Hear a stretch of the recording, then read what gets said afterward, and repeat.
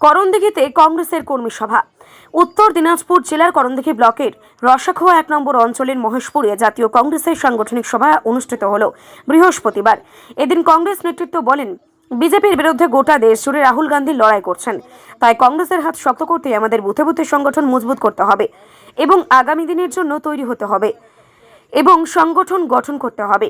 উপস্থিত ছিলেন করণদিঘি ব্লক কংগ্রেসের সভাপতি ভাবেন ঘোষ, প্রদেশ কংগ্রেস কমিটির সদস্য আবু বক্কর, ব্লক সহসভাপতি আবুল কাসেম, 2026 বিধানসভা নির্বাচনের প্রার্থী মুর্শিদ আলম, রসাখোয়া অঞ্চল সভাপতি কাস্তুর আলী সহ অনেকেই।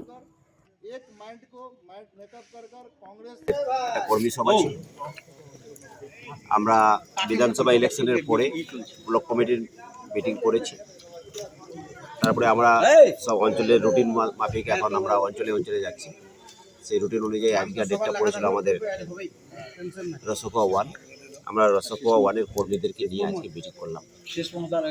আচ্ছা, না এখানে যেটা আমাদের তো গত লোকসভা ইলেকশনে আমরা 56,000 কংগ্রেস ভোট পেয়েছিলাম, কিন্তু মাঝখানে এখানে যে আমাদের যে বিধানসভা ইলেকশন, এই বিধানসভা ইলেকশনে আমাদের একটা দেরিতে ক্যান্ডিডেট হয়।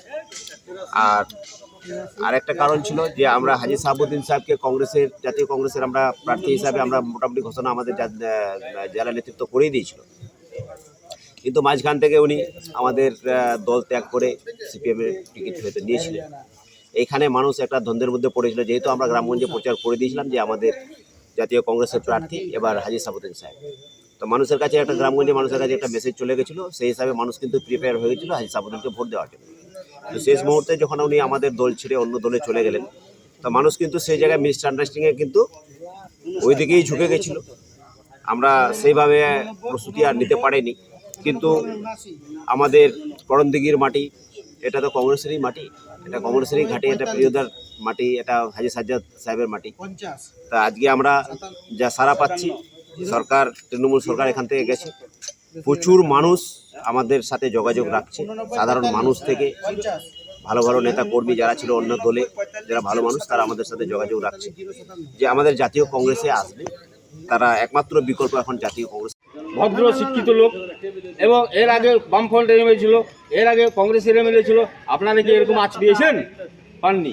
এই এমএলএটা সন্ত্রাস তৈরি করে গোটা করণদিঘিকে দূষিত করে দিল, যার জন্য আমরা দেখলাম রাজনীতি যদি আমরা করি, জীবনে বেঁচে থাকলে না মানুষের কাজ করব, মরে গেলে তার মানুষের কাজ করতে পারবো না। তাহলে রাজনৈতিকভাবে লড়াই করা প্ল্যাটফর্মটা ছেড়ে ও যে প্ল্যাটফর্মে যাচ্ছে সেটা মানুষের জীবন নিয়ে একটা সংশয় ঘটে যাচ্ছে। যার জন্য একে তাড়াবার জন্য আমি কিন্তু আমাদের নেতৃত্বকে আমি বলেছিলাম যে করণদিঘিতে অন্তত জোট করতে হবে, না হলে কিন্তু গৌতম পালকে তাড়ানো যাবে না। আমার সঙ্গে মতবিরোধ তৈরি হয়ে গেল যে জোট যেহেতু হয়নি আমি ওখানে বলতে পারবো না, ঠিক আছে ওরা বলতে পারবো না, কিন্তু আমরা করণদিঘির স্থানীয় লোক আমরা জোট করতে চাইছি। কেন করতে চাইছি? গৌতম পালকে তাড়াতে হবে। যার জন্য ম্যাক্সিমাম লোক আমাকে মতামত দিয়েছে, আমরা আলোচনাও করেছি। শেষ পর্যন্ত আমরা জোটটা যখন গোটা পশ্চিমবাংলায় হলো না, আমি কিন্তু জোটের পক্ষে সওয়াল করেছি গোটা করণদিঘির জন্য।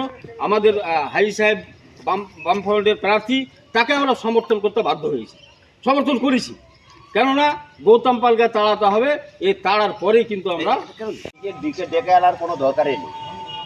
কারণ মোদির বিকল্প কেউ যদি থাকে পরবর্তীতে প্রধানমন্ত্রী, সেটা হচ্ছে রাহুল গান্ধী। রাহুল গান্ধী সারা দেশের মধ্যে এখনো আন্দোলন করে যাচ্ছে বিভিন্ন বিষয় নিয়ে। কয়েকদিন আগে নিটের ব্যাপার নিয়েও যে প্রশ্নপত্র ফাঁস হয়েছে সেগুলো নিয়েও করেছে আন্দোলন, এবং সেটা নিয়ে আমাদেরকে নামতেও হবে, এবং আমাদেরকে আরও নামতে হবে। যেগুলো এসআইআর সম্পর্কে যেগুলো নাম 29,000 বাতিল হয়েছে সেগুলো বিষয়ে একটু আমাদেরকে দেখতে হবে। আর আমাদের রায়গঞ্জে একটা এমস প্রিয়দা থাকতে, আমাদের কেন্দ্রীয় মন্ত্রী প্রিয়দা, আমাদের যে শ্রদ্ধেয় ব্যক্তি যিনি পরলোক গমন করেছেন, উনার আশীর্বাদে উনার দয়ায় কিন্তু আমরা কিন্তু আমাদের উত্তর দিনাজপুরের পানিশালাতে আমরা কিন্তু এমস একটা পেয়েছিলাম। কিন্তু দুর্ভাগ্য যে মমতা ব্যানার্জি স্বৈরাচারী শাসক আমাদের পিছিয়ে পড়া এলাকা উত্তরবঙ্গ, এবং তার মধ্যে উত্তর দিনাজপুর আরও পিছিয়ে পড়া, যেখানে প্রিয়দার অবদানটা ছিল, উনি নিয়ে এসেছিলেন আমাদের এখানে, কিন্তু আমাদের কাছ থেকে কেড়ে নিলেন মমতা ব্যানার্জি। নিয়ে গেলেন কোথায়? কল্যাণীতে।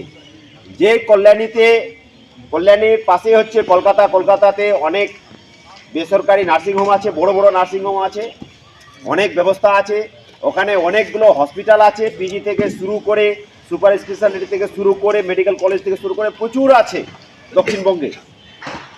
কিন্তু ওনার এটা সহ্য হলো না যে উত্তরবঙ্গে উত্তর দিনাজপুরে একটা এইমস হসপিটাল হচ্ছে, এখানকার জনগণের স্বার্থে, এখানকার জনগণের মুখে লাথি মেরে কিন্তু এখান থেকে কিন্তু এইমসটা নিয়ে চলে গেলেন।